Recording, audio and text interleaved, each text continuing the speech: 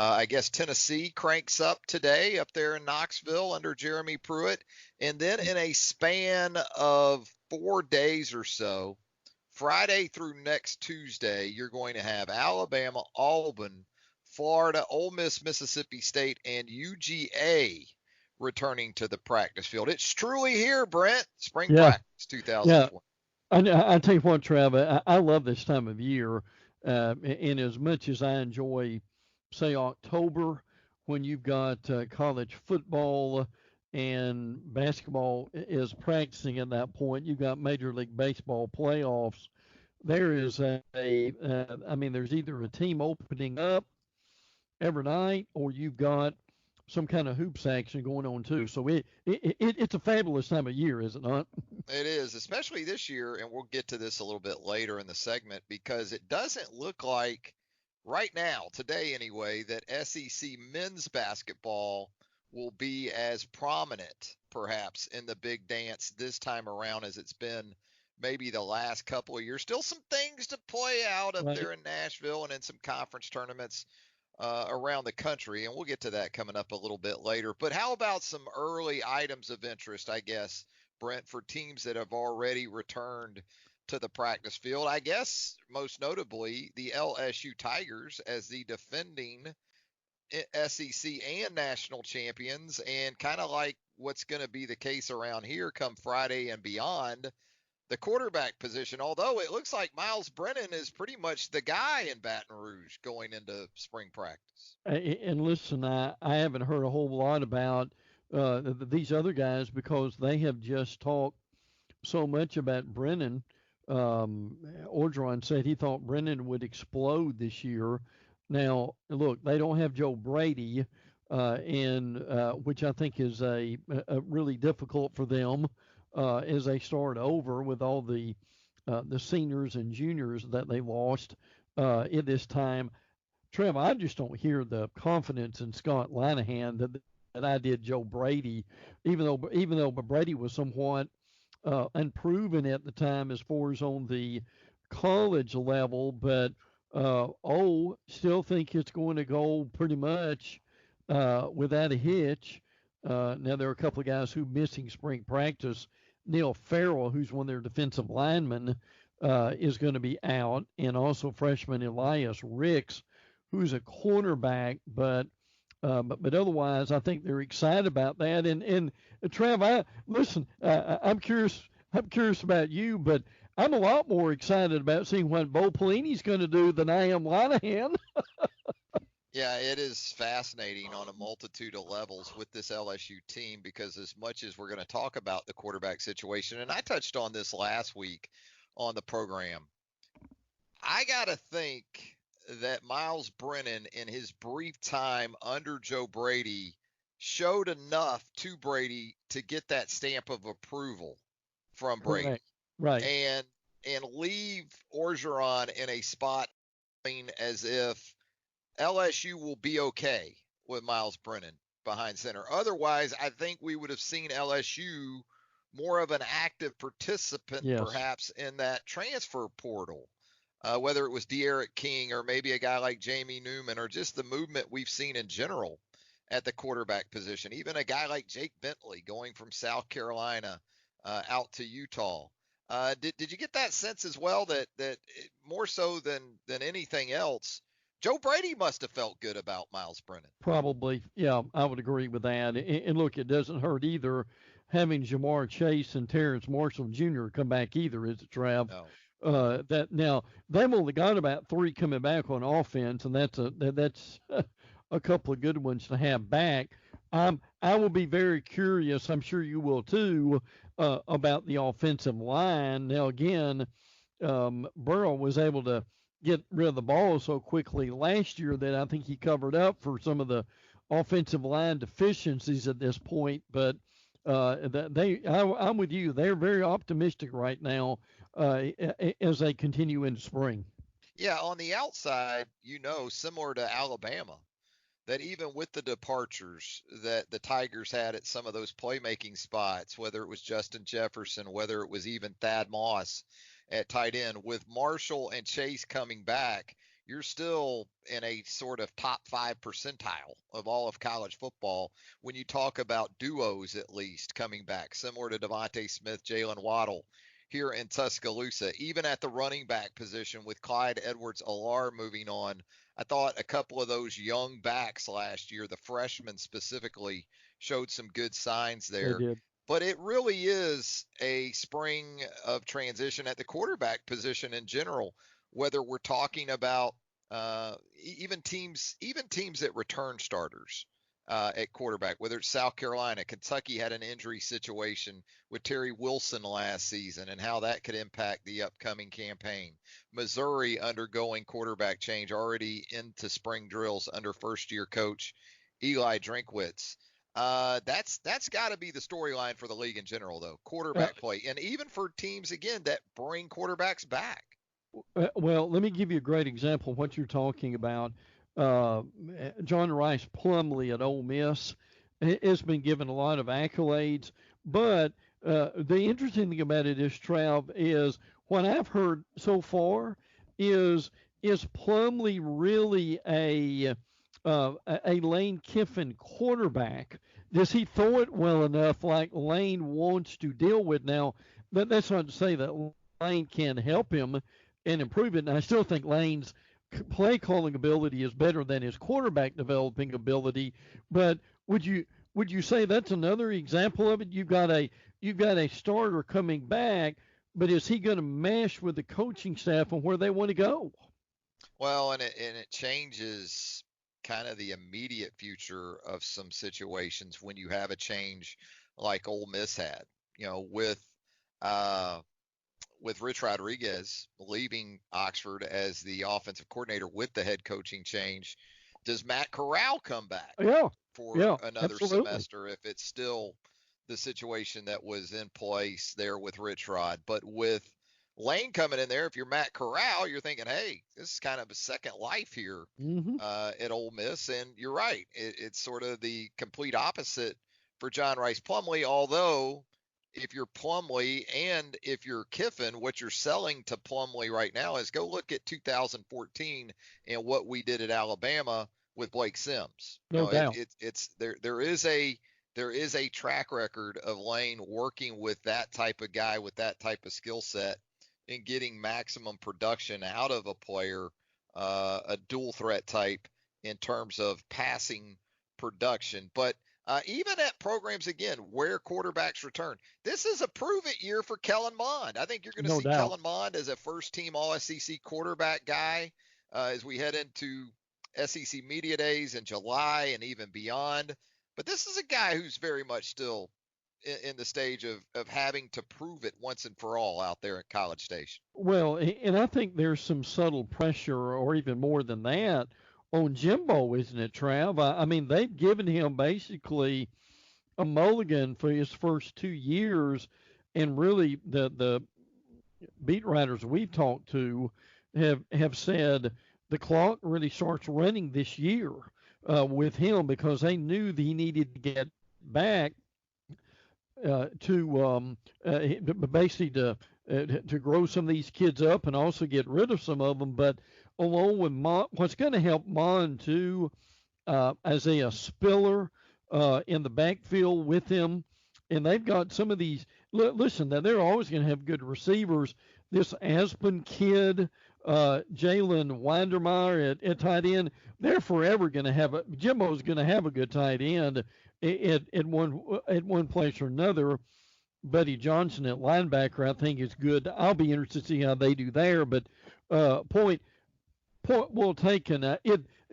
Trav, at this point, with Mon's third year and the people around him, there are no real excuses for that offense not to be better, is it? There isn't, and it was an offensive line that was going through some transition a year ago. I think most notably at the center position, Eric McCoy had moved on to the National Football League and the New Orleans Saints. So the pieces appear to be, I mean, Jamon Osborne seems like he's been at A&M, the wide receiver now since the Manziel era. Yeah. And I do think there is, well, you're paying Jimbo 7.5, $75 million, over 10 years guaranteed. So At some point, the meter has to start running. Even though A&M has a lot invested into Jimbo, we know that A&M, more so than any university in the Southeastern Conference, sort of has it to throw around from a Mm-hmm. cash perspective. But yeah, I think you're seeing A&M in the way too early polls as a top 10 type team for the upcoming season. So time to start actually living up to some of that if you're Jimbo Fisher. Talking with Brent Beaird of College Sports Today and First Coast News on a Tuesday edition of Southern Fried Sports, presented by Peterbrook Chocolatier. When Tennessee gets it going up there on Rocky Top, how does that situation play out? Jared Guarantano's back. Brian Maurer is back. You've got an early enrollee to factor in there, a 4-star, as a matter of fact, in that situation. If you're a Tennessee fan, do you have any sort of idea right now as to what that situation might look like, say, the time Florida rolls around on the schedule in 2020, Brent, or say Alabama there in mid-October? Well, I think the thing that you've got to hang your hat on for them, and I know you mentioned this before, and it's worth mentioning again. Trav, they could have one of the best old lines in the league, could they not? Certainly with Trey Smith coming back, those freshman tackles are now sophomores. That listen, whoever they have at quarterback at this point, and I think you could also say a little bit more, same thing about the defensive line. Also could be I think a real plus for them, especially if Emmett Gooden is able to come back from his injury. So, Trev, could you say they will build around that, or they where they need to be? No, but could they build around that line of scrimmage on both sides of the ball this year and do that well? Yeah, and I think that's a question that you have more so than for say an Auburn. And it's interesting with Auburn because with Bo Nix back, the SEC Freshman of the Year, seems like we don't talk about him as much in the quarterback hierarchy, even in a year in which there's going to be so much transition, in a year in which Auburn should benefit from the learning experiences incurred by Bo Nix in the 2019 season. Is that because of sort of the disappointing finish and the bowl loss to Minnesota for the Tigers? Did we not see enough of Bo Nix? Was it inconsistency? What are sort of your expectations for Nix in year 2 on the Plains, especially with some of the weapons that he should have to work with so many of those guys coming back for 2020? Well, I mean, and again, as a freshman, 23 touchdowns is nothing to ignore either. Look, I'm with you. I think we both think Nix is going to be a star eventually, but Trav, I'm telling you, I'm still concerned about that old line. Are you? I mean, I don't see it for them, and their beat writers will tell you very quickly that they've done a really poor job of recruiting offensive linemen. So that's a which I think is a real problem for them. But I mean, you're right. He's got I think he's Seth Williams is coming back. I think they've got enough guys in the backfield, and if this kid you mentioned for Tank Bigsby at 6 foot 210, if he's able to come around, I think they've got the skill position player, Trav. I think people look at that 4 losses a year that Gus has averaged over the last 4 or 5 years, and I'm not sure they can get by that, can they? Yeah, Anthony Schwartz, certainly a dynamic player Right. on the outside. Seth Williams, you mentioned, one of my very favorite receivers in all of college football. Love his size, love his willingness to attack the football at the moment of truth. I think a guy to watch too, I'm interested in anyway, is Javarius Johnson. Yeah. 2019 recruiting class member, not the biggest guy in the world, but you go back and you think about what he produced at Hewitt-Trussville as a high school player and what he might be able to do to impact that rotation as well. But I think you're right. I think both lines of scrimmage for Auburn kind of have to be the storylines on the Plains because of what this team lost up front on defense. Derek Brown, Marlon Davidson, Nick Coe.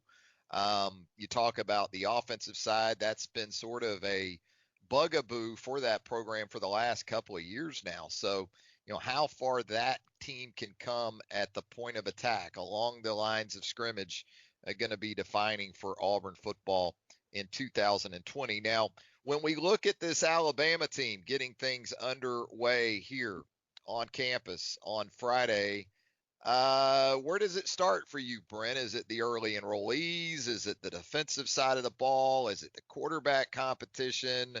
Man, no shortage of storylines, right, for the Crimson Tide goodness. going into Friday. Lord, no, absolutely not. And Trav, to me, the spring's all about rebuilding the defense, and particularly with the linebackers and where that's going to go. Guys like Will Anderson and Drew Sanders and Christian Story. We talked about him maybe even being a two-way player. But again, having Dylan Moses back, Josh McMillan back, to me, that's going to be the key to the season is how quickly can they rebuild that defense, and particularly that linebacker unit. I don't think there's any doubt. And in relation to that linebacker unit, the availability in the spring of guys like Dylan Moses and Josh McMillan, sort of anticipating limited at best, given the ACL injuries that those two guys are coming off of. So even more opportunities for guys like Shane Lee and Christian Harris. And I think Christian Harris, regardless of how things shake out in terms of Josh McMillan specifically getting back, I think Christian Harris showed you in stretches last season that he has everything you want physically in sort of that weak side space linebacker, the ability to play sideline to sideline. I'm very interested to see in terms of grasping the mental concepts of linebacker play, because as we know, Christian Harris, a guy that didn't play linebacker in high school. So you talk about a tough transition to SEC football at that position. For everything he was sort of encountering in playing the linebacker position at this level, all in all, not a bad true freshman season at all for the Baton Rouge native. Brent, the offensive side of the football for this team, Bryce Young joins that quarterback situation to go along with Mac Jones and Talia Tagovailoa and Paul Tyson. But you have other areas, the offensive tackle position on the right side for the group up front.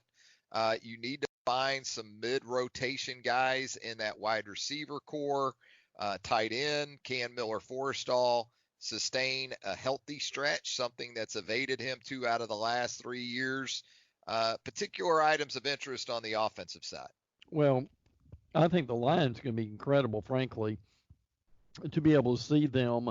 And obviously the strength at running back, they know what Najee's going to do, is going to be able to do.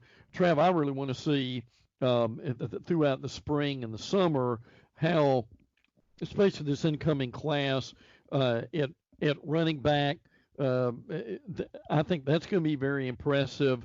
I'm also going to be very interested to see this tight end group. I think that's going to be a real plus for them. I mean, and who else is going to be able to step up at wide receiver? I think the offense is going to be terrific, frankly, when you look at all the options that they're going to have going into this thing. Can Mac continue to get a stranglehold on that starting position? I think a lot of people think Bryce Young is going to take this thing, but look, Trav, he might. I don't see Mac Jones giving this thing up very easily. Do you? No, I don't. I think Mac Jones showed you in the 4 starts in 2019. He's not just a game manager type. He's not a guy that's going to light you up with his legs.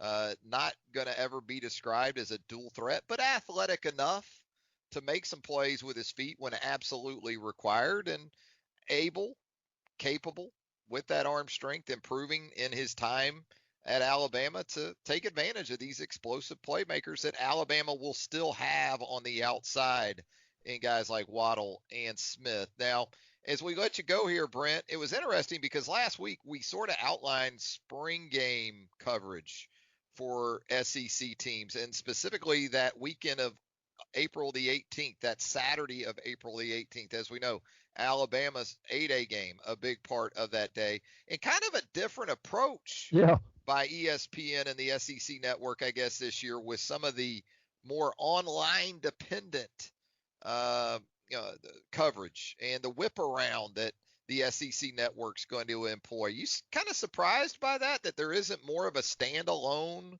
the kind of the extension of that we've seen in previous years and going to more of a whip around approach, Brent? And I'll be honest with you, Travis, I'm not sure fans will be real happy with that. I don't think the network has thought that through real well, quite frankly. And I know a lot of these schools, now the previous weekend is Easter weekend, and I know a lot of these schools wanted to stay off of Easter weekend, but you've got such a glut here of games on that 18th. Now LSU, their whole game will be on ESPN2, but frankly, and then after that, Florida, Alabama, Georgia, Tennessee, A&M, and Ole Miss. Now the A&M and Ole Miss will be night games later on, and Arkansas will be the following week. But I'm sure they'll probably show the replay in its entirety at another time. But I can tell you, Trav, Alabama fans won't be happy of 15 minutes here and 15 minutes there, will they? No. Well, and the idea is to get you on Watch ESPN and get you on those apps to watch those games in their entirety. You will be able to do that. But if you're dependent upon SEC Network on your cable outlet, you're not going to be in a particularly good place. So you may see some of those on that ESPN Plus too, to try to sell you a few subscriptions. Subscriptions. And Trev, for people like old Pops, who probably is not real tech savvy, like his granddaughter's grandson is, he may not be. He may get about 10 minutes of that Florida and then start trying to find it and wonder where it's going to be. Yeah, we'll the Friday after the Orange and Blue game, we'll let Pops know what happened that previous Saturday. That's when Pops will get clued in the events of the Florida spring game. Well, Brent, as always, we appreciate your time here on Southern Fried Sports. Always great insight, always good conversation. Thanks a lot, my friend. Always, pal. Take care.